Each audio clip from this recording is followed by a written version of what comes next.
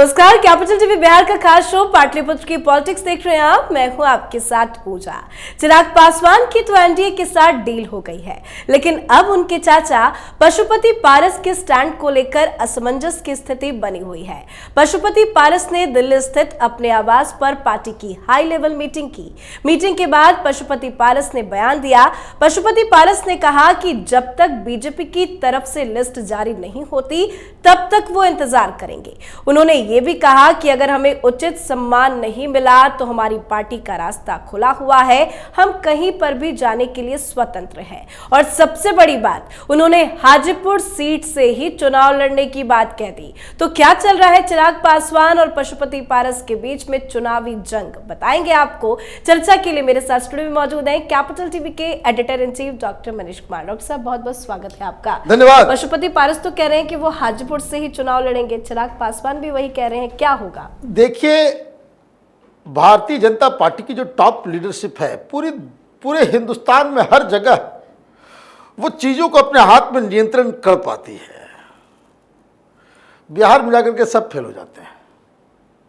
चाणक्य की भूमि में मॉडर्न चाणक्य लोग जो है वो धाराशायी हो जाते हैं। कारण मैं बता रहा हूं भाई, जो काम आप नहीं करना चाहते आप क्यों करते हो? क्यों करते हो ये काम? भारतीय जनता पार्टी भी नीतीश कुमार की तरह, लालू यादव की तरह कास्ट का खेल खेलेगी, तब तो आप फेल हो जाओगे। भाई, विकास है, हिंदुत्व है, राम मंदिर है, उस पर खेलिए। अगर भारतीय जनता पार्टी के लोग भी वहां पे ये जाति को दो, उस जाति को दो, इस सीट पे उस जाति को दे दिया तो इस जाति को इस सीट पे नहीं मिलेगा, तब तो खेल खराब हो जाएगा। दूसरा, भाई बाकी राज्यों में बड़े बड़े मिनिस्टर, उनको समझ में नहीं आ रहा है, कलेजा जो है वो दुख दुख कर रहा है कि टिकट मिलेगा या नहीं मिलेगा। आधा प्रेशर जो है इन लोगों का इसी चीज को लेके, नाम आया या नहीं आया। और नाम अगर आ गया तो ब्लड प्रेशर जो है डाउन हो जाता है। और जब तक नाम नहीं आता है, बिहार में लोग कह रहे हैं कि लिस्ट आउट हो गया। बताइए, भारतीय जनता पार्टी का लिस्ट आउट हो गया है और कई सारे लोग बधाई, सोशल मीडिया में बधाई दे रहे हैं, लिख कर दिया कि हमको मिल गया टिकट, टिकट हमें मिल गया। ये इनडिसिप्लिन है, ये इनडिसिप्लिन है। और वहां पे अगर आप कास्ट का गेम खेलोगे और पहले सीट की घोषणा करोगे, तो लालू यादव इस कास्ट पॉलिटिक्स में पीएचडी है, ध्यान रखिएगा। ये जितना हवा चल रहा है वो नुकसान हो जाएगा 5-7 सीटों के ऊपर, पता ही नहीं चलेगा। हम लोग अभी बिहार से आए, हर तरफ मोदी मोदी मोदी मोदी मोदी मोदी।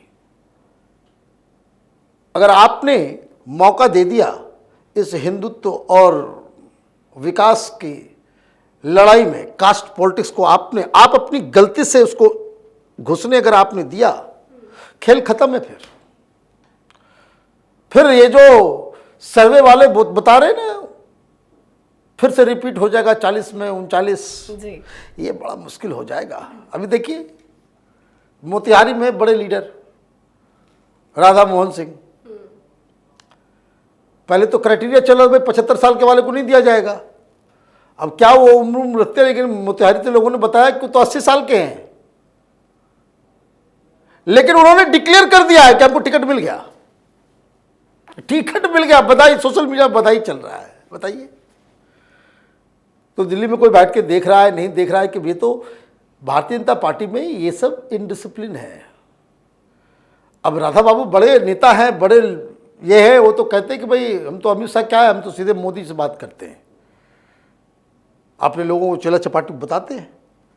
दो he did not do anything. Motihari में मैं था, मोतिहारी में गया, लोकल स्तर पे उनको कोई लोग भारतीय जनता पार्टी का कार्य नहीं लाइक कर रहा है, क्यों तो नजर ही नहीं आते हैं। और आइए कैसे अभी 2 दिन पहले कोई सभा था, वो रोने लग गए इमोशनल होकर के। वो अब ये सब कार्ड खेलने का काम है, ये सब कार्ड खेलने का काम है। और यही सब वजह है कि आप नए लीडर्स को, नए चेहरे को आप आगे नहीं आने दोगे। यही टायर्ड रिटायर्ड लोगों के ऊपर आप जो है भरोसा करोगे तो आगे दिक्कत होगी।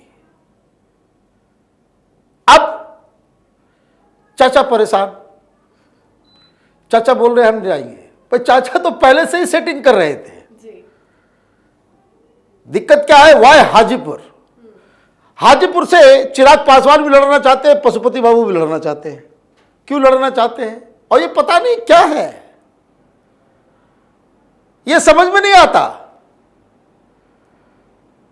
भाई पारिवारिक पार्टियां हैं, मोनार्की की तरह चलता है परिवार, ये तो उसमें तो तय होगा ही।